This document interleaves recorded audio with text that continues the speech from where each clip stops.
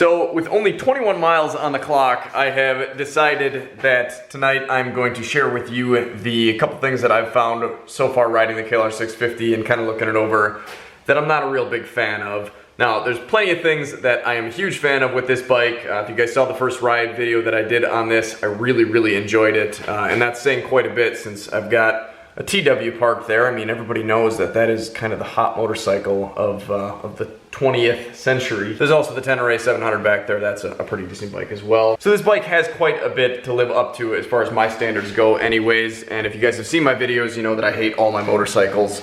So we'll just kind of jump into it and we'll see what we come up with here. The first thing that I noticed that I really did not like was actually the squishy foot pegs, and I think these are actually rubber isolated where the Gen 2 that I had was not. That I'm sure kind of dampens down the vibrations a little bit, and that's great, but when you go to step on the bike and you squish down the rubber on the top of the foot peg as well as the actual rubber isolated part on the bottom, you don't exactly feel like you're very sure-footed on the bike. The other thing that is really annoying about the foot pegs is that when you have the correct footwear on,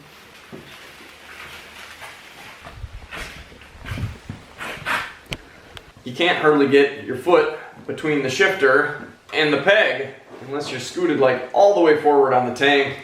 Definitely not like at all when you're standing up. Not gonna happen. So that's pretty annoying. So probably not a huge surprise, definitely getting rid of those. The other thing that is not gonna be a huge surprise probably is I'm gonna get rid of these cheap pieces of garbage. They're great for making your hands too hot in the summer, but that's really all they're gonna do for you. They're not gonna protect your hands, they're not gonna protect your levers at all. And believe me, I get that this is an economy bike. Obviously that's all I really ride, but why, Kawasaki, could you not put the same aluminum handguards that you stuck on my dad's Versus 1000? I guess he did take it on some gravel trails when he was up in the UP on his camping trip this year. But other than that, those are never gonna be used. Why not slap those on the KLR? What do they cost you to make? 15 bucks? Probably not even. We'll never understand that. Definitely will be putting some Bark Busters on there. The only reason I'm gonna go with the Bark Busters and not the Tusk brand ones, unless Rocky Mountain wants to send me another set.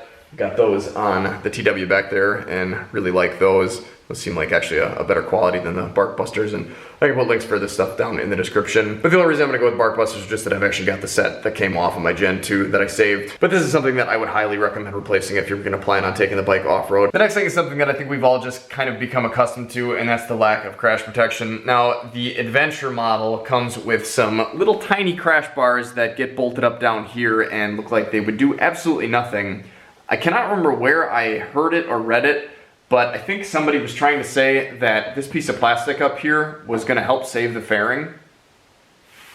I don't know about you guys, but the places that I ride and the times that I've tipped my bike over, this is gonna do absolutely nothing. What this piece is really good for is mimicking the sound of a dying red-breasted warbler that is being run over by a dump truck. I heard this awful noise the whole time that I was out on this bike. Could not figure out what it was, thought it must be something terrible, and it turned out it was just that the little bolt on the top of that was loose. So I tightened that one, tightened the other side down, actually tighten these as well, and I think that should fix it, hopefully. That poor warbler. Kawasaki also does make some tiny little bars that hold some pretty lights up here. I don't really think those are meant to do any sort of crash protection, but I grabbed a hold of the ones on the Adventure model at the dealership where I picked this up, and those would do absolutely nothing. I actually heard some horror stories about the Tenere 700 back there and the Yamaha crash protection that people would fall over and then that crash protection would get sent right into the plastic fairing and bust the fairing anyways, and then you had to pry it back out to get the broken fairing out, and I just wouldn't buy anything made by any of these manufacturers that is considered a crash protection. I think the aftermarket game is really the way to go with that. The windshield is something else that I mentioned while we were out on that first ride. This isn't quite as bad as the Gen 2, but still a bit of a guillotine. If you're riding hard, your face is gonna be kind of somewhere around this area, and if you take a big hit on the front end, your face could end up somewhere in this area. So I'll be keeping an eye out to see what comes up in the aftermarket game. I would assume there'll be something that you can attach to this to probably just bring the stock windscreen up. Of course, there'll be aftermarket options that you can switch out. These, I really don't mind how they look. I'm not a huge fan of how high they are, although I guess, to be honest, I think it's actually growing on me. I think I'm just used to seeing them down here, but I think now that I look at it through the camera lens, I actually think that looks kind of nice. This really is a good looking bike. But anyway, these are sort of attached goofy, and I guess maybe they're gonna be okay. They sure seem like they're about ready to fall off, but I guess as long as they stay put, I really can't complain about them too much. They do look a heck of a lot better than the signal lights on the Tenere did when it showed up here. They're probably about the same as the TW lights. Those are pretty awesome looking. And I think I did notice the ones in the back here actually already seem to be drooping a little bit. Oh well. And this of course isn't a huge deal, but wouldn't be one of my videos if I didn't complain about it. I'm pretty sure for some reason they decided to stick an incandescent bulb in this taillight, so that will be getting switched out eventually. I like a nice bright flash rather than the slow warm up that we get with this. Nothing says back off quite like the slow glow of a lightning bug. Still no gas in it. Plan on doing that as soon as I can.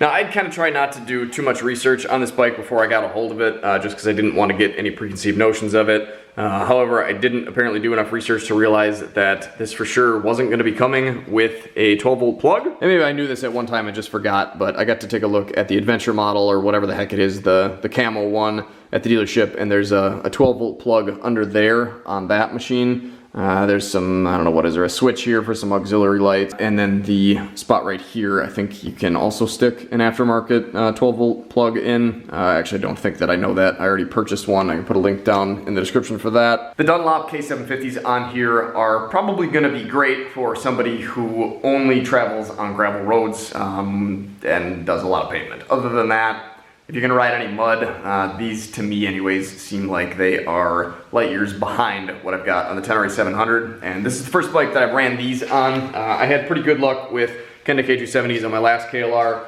I would definitely consider putting those back on the KLR again. However, I think I might go with something a little bit meatier, which is gonna be the Motaz Tractionator Adventures. These are a badass tire. We've had nothing but excellent luck with these, other than the fact that they are starting to cup already at about 3,000 miles. With that bike, I do probably 30% of my riding off-road. The other 60% is pretty much spent on a county road or a highway getting to the trails. Same thing will pretty much be done with the KLR, but I outfit all my bikes with tires for the worst case scenario that I'm gonna be riding and really kind of ignore the road performance. I've got meaty tires on everything in the garage, and honestly, I've never been out on the road and wished that I had a smoother tire. Any of the tires that you can buy these days, it seems like do just fine on the pavement. You really don't notice a buzz. I guess maybe I've just become accustomed to the meaty tires and I just don't notice it. Obviously, if you jump on a sport bike, the tires are gonna feel smooth, but these aren't sport bikes. If I wanted a sport bike, I would have one. I don't, so I don't put sport bike tires on them. I put at least 50% off-road tires on them. Except for the TW, I guess, which they only make those stupid Bridgestone trail wings for now, and I'm not real happy about that, but I'll make do. The other thing that I noticed actually just the other day in the garage here is that my oil in here is pretty dirty. And I have to say I'm not 100% sure what it looked like in the Tenere the first time I changed it, but I don't think it looked like that. Maybe you guys have seen that Fortnite video where they compare the different types of oils from the different manufacturers. Kawasaki, I think maybe was not on the top. I'm not really sure where Yamaha was, but I guess I would have assumed that this was going to be a little bit cleaner than that with only 20 miles on the clock. So I guess, like I said, maybe you guys can let me know down in the comment box below. Is that normal, or is something wrong with my KLR already? Now, this isn't going to be anything that's really groundbreaking, but the skid plate is plastic. Not really a great thing. Definitely going to get switched up for something metal. I have actually not looked to see if they fixed the old Gen 1, Gen 2 drain plug situation where it's stuck down about that far past the skid plate. Let's find out together, and hope I didn't actually clip it on anything yet.